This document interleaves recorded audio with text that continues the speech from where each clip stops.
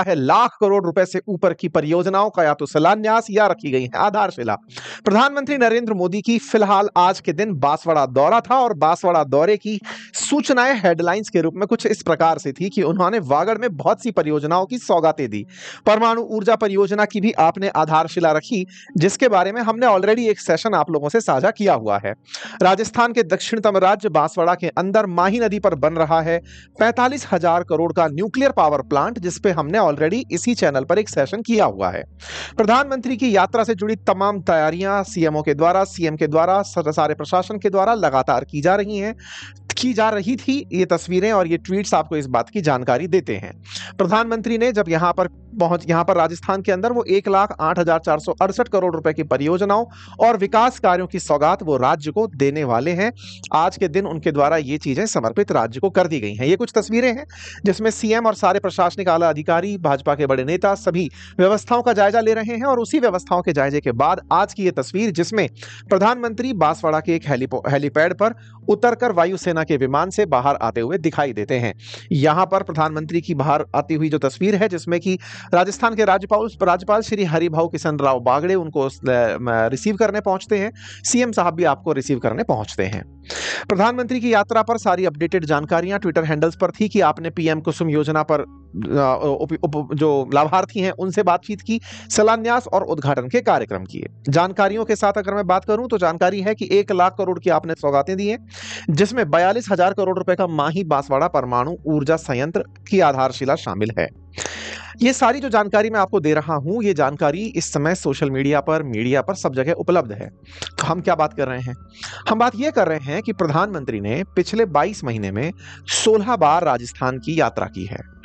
इस राजस्थान की यात्रा से दो बात तो सहज साफ होती हैं कि प्रधानमंत्री निश्चित ही राजस्थान को लेकर अति संवेदनशील हैं और उनकी संवेदना राजस्थान में अपने चुनावी वादे से जुड़ी है, जो उन्होंने जनता से उस समय वादा किया था कि आप हमें ही वोट दे रहे हैं। जब आपने विधानसभा के अंदर चुनाव में बीजेपी को वोट दिया तो आप प्रधानमंत्री को ही वोट दे रहे हैं और यही कहते हुए राजस्थान में लगभग वोट पड़े थे, क्योंकि सीएम का चेहरा इस बार डिक्लेयर नहीं किया गया था।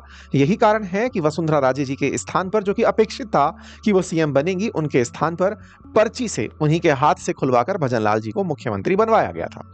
लेकिन इस पूरी प्रक्रिया में प्रधानमंत्री के द्वारा 22 महीने में, जिनमें से आधी बार उनका चुनावी यात्राओं के लिए आना हुआ और बाकी समय उनका आधी बार जो है वो प्रशासनिक कारणों से आना रहा, इसमें एक बड़े सारे सवाल खड़े करता है। और वो सवाल ये कि क्या राज्य में प्रधानमंत्री का बार बार आना उनकी राजस्थान की वर्तमान सरकार के प्रति अविश्वास को दर्शाता है, या फिर राज्य की सरकार का पूरी तरह केंद्र के अधीन चलना दर्शाता है? ये दोनों ही स्थितियां चिंता के कारण बनाती हैं। मैं ऐसा क्यों कह रहा हूं? राज्य के साथ में केंद्र की सूची का अलग मामला रहता है। हमारे संविधान की अनुसूची 7 में केंद्र की विषय और राज्य के विषयों का स्पष्ट बंटवारा है। राज्य सूची के बहुत से मामलों में राज्य को ही फैसले लेने होते हैं, लेकिन जिस तरह से पिछले 22 महीने में और विशेष रूप से दिसंबर 2023 के बाद से लेकर अब तक, जब से राज्य के अंदर भजनलाल सरकार है, तब से सीएम के द्वारा जितनी बार भी दिल्ली जाने की यात्राएं रही हों या फिर उनके द्वारा फैसले लेते समय दिल्ली की मोहर लगवाना हो, ये सारी चीजें कहीं ना कहीं राज्य के अंदर जो राजनीतिक कार्यकर्ता हैं या राज्य सरकार के साथ जो कार्य करने वाले लोग हैं, फिर चाहे वो प्रशासनिक अधिकारी हों या फिर सामाजिक कार्यकर्ता, वो कहीं ना कहीं डिसीजंस लेने में वर्तमान सरकार पर सवाल उठाते आ रहे हैं। प्रधानमंत्री का राज्य में अति इन्वॉल्वमेंट ये बिल्कुल वैसे ही है जैसे एक जिले के कलेक्टर के द्वारा यह तय किया जाना कि आपके नल में पानी आया या नहीं। आप पूछेंगे ये तो अति संवेदनशीलता दर्शाता है, ये तो अच्छी बात दर्शाता है। इसके दो मायने हैं साथियों, क्योंकि किसी कलेक्टर को अगर पूरा जिला संभालना है तो हर घर के नल की वो व्यवस्था देखे। इससे बेहतर है कि वो अपनी पावर को डेलीगेट करे।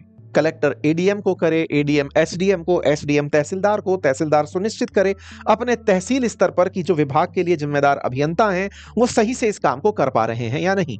इसी के चलते ही व्यवस्था में, या विशेष रूप से लोक व्यवस्था के अंदर, लोक प्रशासन में, पब्लिक एडमिनिस्ट्रेशन में ये चीज पढ़ाई जाती है कि डेलीगेशन ऑफ पावर होना चाहिए, एक प्रॉपर हायरार्की होनी चाहिए ताकि कार्य के अंदर एक प्रॉपर तरीके से निष्पादन हो।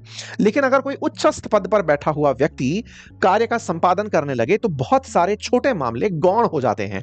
इसे ऐसे समझिए कि अगर मेरे गली की सड़क टूटी है तो इसके लिए मैं प्रधानमंत्री तक नहीं पहुंच पाऊंगा, लेकिन हाँ, मेरे वार्ड के पार्षद तक या मेरे पंच तक मैं पहुंच सकता हूं। बहुत जोर करे तो मैं सरपंच तक या फिर नगर पालिका के अध्यक्ष तक मैं पहुंच सकता हूं। अर्थात ये सारा प्रोसेस, जितना प्रशासन नजदीक रहता है, एग्जीक्यूशन उतना फास्ट होता है। और यही कारण है कि आज हमारे राज्य के अंदर जो जिलों की संख्या बढ़ाई गई, उसके पीछे का भी लॉजिक यही था कि प्रशासन को आमजन के नजदीक पहुंचाना है। लेकिन हमारे राज्य में प्रशासन के साथ साथ जो राज्य सरकार है वो खुद भी दिल्ली के हवाले है, और दिल्ली राज्य में जिस तरह से शासन कर रहा है, इससे एक बात पता चलती है कि जो राज्य सरकार से अपेक्षाएं हैं आम जन की, उनमें कहीं ना कहीं डिले हो रहा है।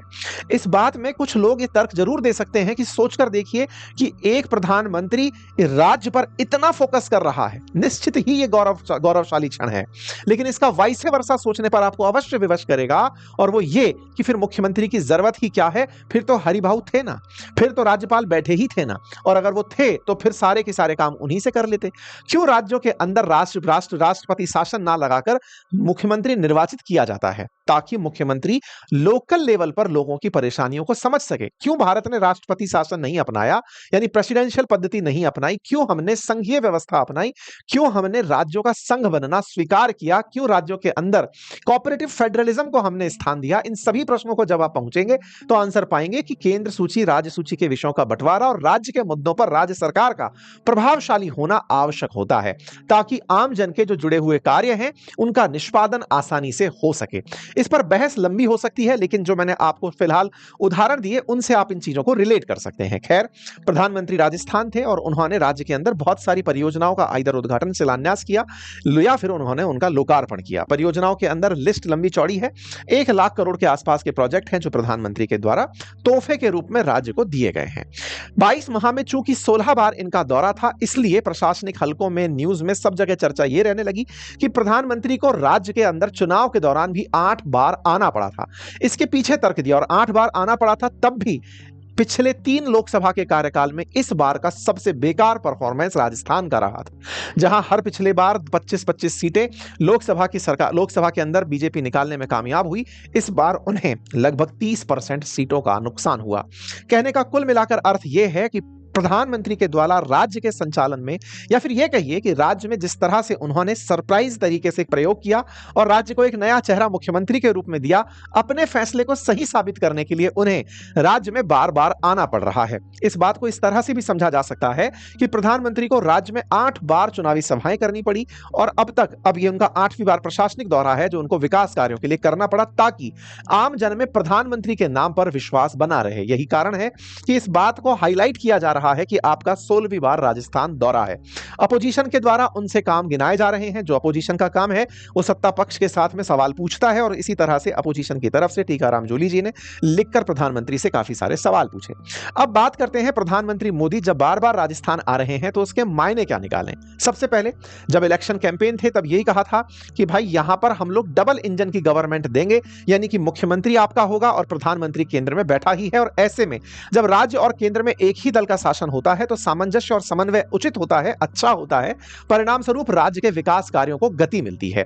और ऐसा कहते हुए प्रधानमंत्री ने मुख्यमंत्री पर लोगों का विश्वास बहाल करवाया था। यही कहते हुए वो बार बार यहां पर जो अपनी तरफ से उन्होंने चेहरा भजनलाल जी के रूप में बिठाया था, उन पर लोगों का विश्वास बहाल करा रहे थे। लेकिन क्या वाकई में यह विश्वास बहाल हुआ?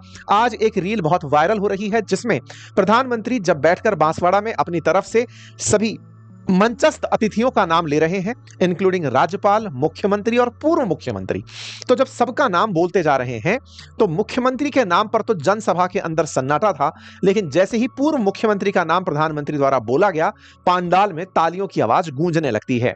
ये जो आज का दृश्य था, इस दृश्य को देखते ही कहीं ना कहीं प्रधानमंत्री भी ये समझने पर मजबूर हुए कि जिस क्षेत्र में वो आज दौरे पर थे उस क्षेत्र में वसुंधरा राजे जी का काफी प्रभाव है।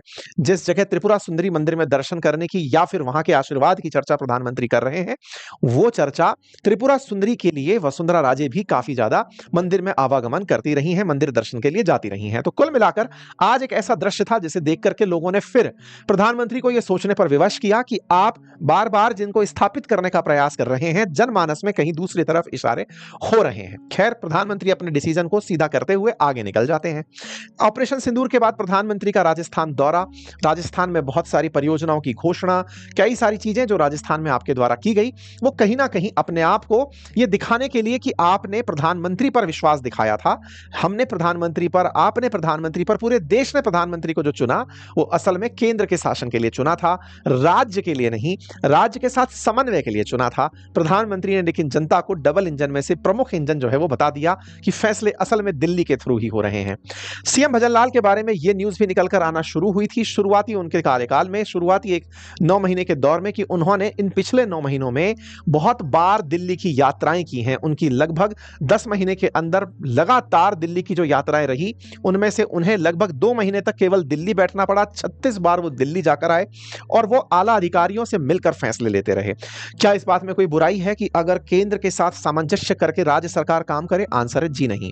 केंद्र के साथ राज्य को मिलकर काम करना चाहिए, क्योंकि बहुत सी केंद्र की योजनाएं अगर राज्य में सही रूप से इंप्लीमेंट हो जाती हैं तो उनका लाभ होता है। लेकिन सवाल यहां पर यह रहा कि राजनीति में विधायक के रूप में मुख्यमंत्री का यह पहला कार्यकाल था और ऐसे में उनके प्रथम कार्यकाल में उनके पास जो राजनीतिक अनुभव था, उस अनुभव के अंदर कमी प्रशासन को ऑब्जर्व हुई। परिणाम क्या निकला? परिणाम यह निकला कि जिनके जिस तरह की लॉबी थी वो यहां पर शासन में हावी हो गए।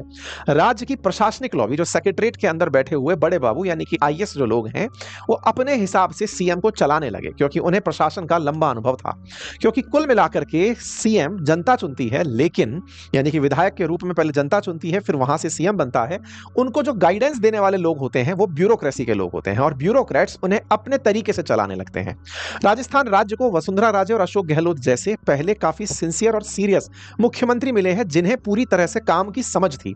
लेकिन इस बार सेक्रेटेरिएट में बैठे हुए बड़के बाबुओं ने अपने हिसाब से सीएम को चलाना फिराना शुरू किया। इसी कारण से अपोजिशन सीएम से लगातार सवाल करता रहा। यह बात बहुत बार पूछी गई कि हे सीएम साहब, अल्टीमेटली आप किस भंवर में फंस गए हैं। और इस बात पर एक बार खुद पूर्व मुख्यमंत्री ने टिप्पणी भी करी कि साहब मेरी तो उनके प्रति थोड़ी सी मतलब भावनाएं अच्छी ही हैं उनके लिए, मतलब एक तरह से इन्होंने करुणा का भाव व्यक्त कर दिया, सिंपैथी सी दिखा दी मुख्यमंत्री के लिए।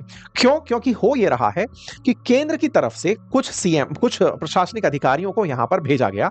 ऐसा मीडिया में पूरे टाइम चला। जैसे वर्तमान चीफ सेक्रेटरी सुष्पंत साहब हैं, ये पहले स्वास्थ्य सचिव हुआ करते थे दिल्ली के अंदर। उन्हें यहां पर जो प्रतिनियुक्ति पर गए हुए थे, उन्हें वापस अपने होम कैडर में चीफ सेक्रेटरी बनाकर भेजा गया।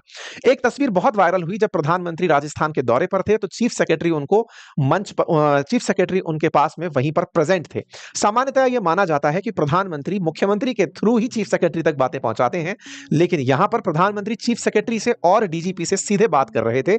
यह बात संयोग बहुत ही कम बार देखने को मिलता है। ये जो तस्वीरें आप देख रहे हैं, इन तस्वीरों के बहुत मायने राजनीतिक हलकों में निकाले गए कि प्रधानमंत्री ने सीधा राज्य के टॉप ब्यूरोक्रेट से बात करना प्रेफर किया। अर्थात राजनीति के अंदर यह बात चर्चा में आई कि प्रधानमंत्री खुद ही ब्यूरोक्रेसी के माध्यम से राज चला रहे हैं और उसमें भी अपने प्रशासनिक अधिकारी जो उन्होंने वहां से तय किए हैं, उनके माध्यम से राज्य के अंदर सत्ता चला रहे हैं।